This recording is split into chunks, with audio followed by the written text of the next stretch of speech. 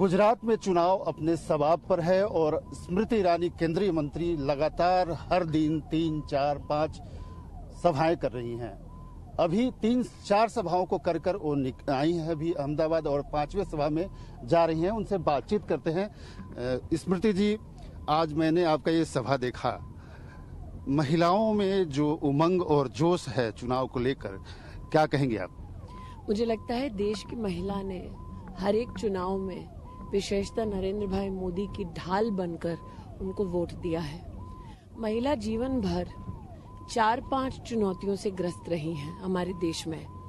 एक गरीब परिवार की महिला ने कभी ये कामना नहीं की थी, नहीं राजनीतिक क्षेत्र में इच्छा व्यक्त की थी कि उसे एक शौचालय चाहिए। पुरुषों को शायद ये मूलभूत सुविधा इतनी असाधारण नहीं लगती हो, लेकिन महिला की दृष्टि से एक बहुत बड़ी आंतरिक, सामाजिक और हर दिन की रोजमर्रा का एक संघर्ष था, जिससे समाधान की ओर ले गए नरेंद्र भाई। दूसरा, महिला चाहती थी आर्थिक उत्थान इस दृष्टि से कि महिला की काबिलियत को समझा जाए, महिला को सिर्फ खैरात की दृष्टि से ना देखा जाए। तो आज जब हम मुद्रा योजना की बात करते हैं, कुछ लोगों को लगता होगा बहुत पुराना विषय है, लेकिन ये सत्य है कि हमारे देश में 70% जो लाभार्थी हैं वो महिलाएं हैं। अब मुझे बहुत मुश्किल है ये समझना कि ये छोटे व्यापारी, छोटे व्यवसाय, हाथ गाड़ी वाली महिलाएं हैं, छोटी सी दुकान चलाने वाली महिलाएं हैं। इनका कौशल देखिए कि इन्होंने अपने बिजनेस प्लान को बनाकर बैंक में सबमिट किया, वहां से लोन पाया। और एक महिला होने के नाते मैं हर्षित हूँ कि बड़ी बड़ी कंपनियों के आपने एनपीए सुने होंगे, लेकिन यहाँ पर 3% से भी कम एनपीए है। मतलब देश के सामान्य और निम्न मध्यम वर्गीय परिवार या गरीब परिवार के लोगों ने जो लोन दिया उसको चुकाया।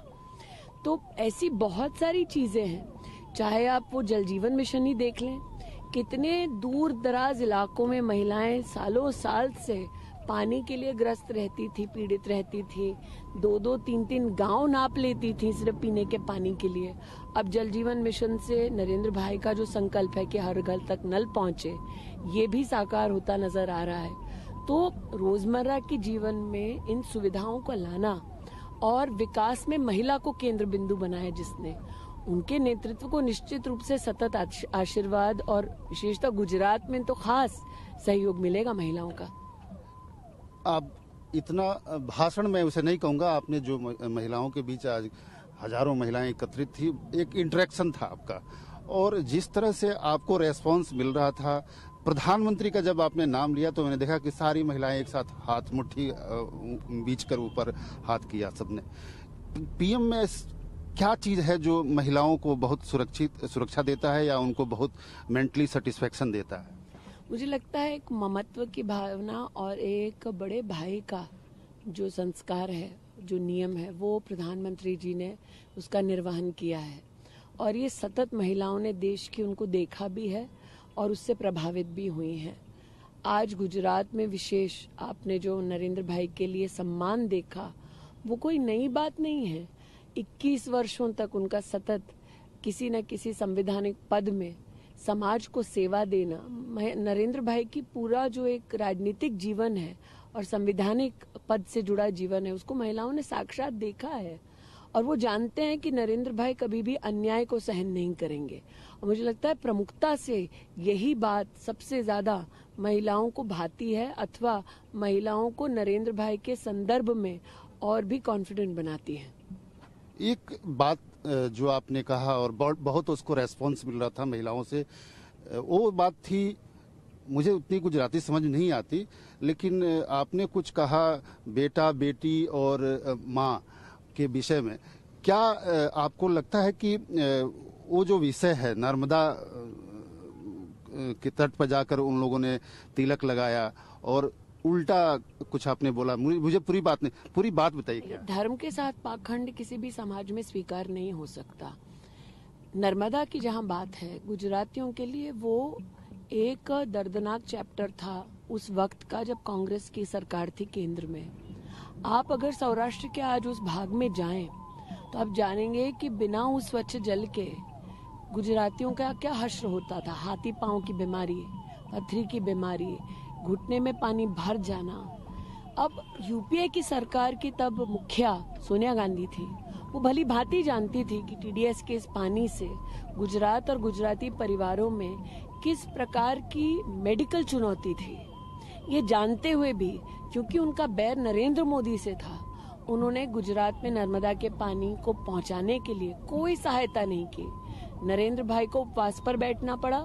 जनता जनार्दन का आक्रोश कांग्रेस पार्टी को उस वक्त दिखा, इसलिए उल्टे मुंह उन्होंने थोड़ा बहुत कहा कि ठीक है काम शुरू कर दो, लेकिन 7 साल गेट नहीं लगाने दिए। आप सोच सकते हैं कैसी राजनीतिक एक मानसिकता हो सकती है। राजनीतिक तो छोड़ दीजिए, ये कैसा इंसान है जो दूसरे लोगों को पानी से वंचित रखे। तो कांग्रेस ने अगर इतना बैर पाला है गुजरातियों से, आपको लगता है गुजराती माफ कर देंगे? आज नए कांग्रेस अध्यक्ष जो बने हैं मल्लिकार्जुन खड़गे, उन्होंने जो एक शब्द बाण चलाए हैं प्रधानमंत्री के ऊपर सीधा और 100 सर वाला उन्होंने बोला, इसको आप किस रूप में देखती हैं? ये कांग्रेस की रणनीति रही है। ये हिंदी में कहावत है, रस्सी जल गई पर बल नहीं गया। मधुसूदन मिस्त्री ने कहा औकात बता देंगे। अब रावण कहते हैं मल्लिकार्जुन खड़गे जी।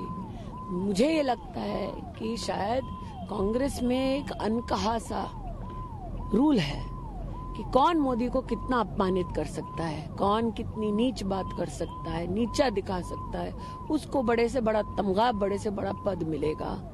उसी रूपरेखा का हिस्सा है ये। लेकिन अगर उनको लगता है कि मोदी को गाली देके गुजरातियों के वो प्रिय हो जाएंगे, तो आप रिजल्ट आने दीजिए। 8 तारीख को पता चल जाएगा कि गुजराती अपना आक्रोश भाजपा के समर्थन में और कांग्रेस को छोड़ के भाजपा की सरकार बनाकर ये संदेश कांग्रेस को देना चाहता है कि गुजरात और गुजरातियों का अपमान वो सहन नहीं करेंगे। अब बात थोड़ी आम आदमी पार्टी बहुत की भी कर ली जाए, वो बहुत प्रचार प्रसार में लगे हैं और केजरीवाल जी लगातार कह रहे हैं कि उनकी सरकार बन रही है और उनके पास कोई सर्वे आया है। आप लगातार घूम रही हैं, क्या देख रही हैं? उनकी सरकार तो हर जगह बन रही थी। उत्तर प्रदेश में भी बन रही थी, उत्तराखंड में भी बन रही थी, गोवा में भी बन रही थी। और अगर आप सूरत जाते 2-3 दिन पहले, आप देखते उनके ऑफिस के सामने ताला लगा हुआ था। भगवंत मान जी बेचारे आए और खाली सड़क को वेव कर रहे थे। जब मैंने मुद्दा उठाया तो कुछ लोगों को गैदर किया कि भाई केजरीवाल जी आ रहे, थोड़े लोग तो जमा कर लो।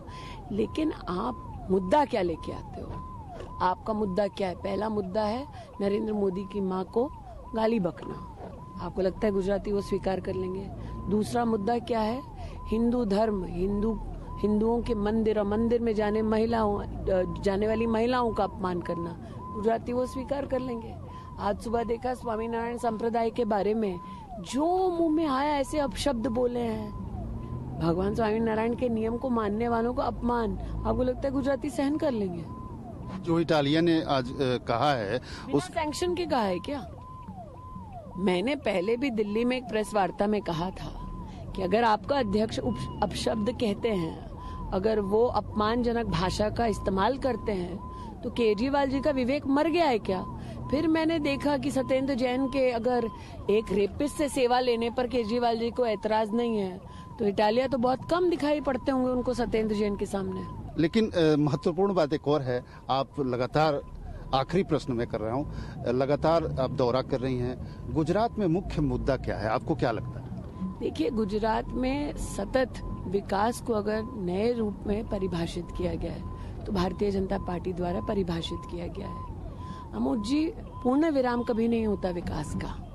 हर दिन अपेक्षाओं का दिन है, हर दिन कोई ना कोई नई समस्या, नई चुनौती लेके आता है।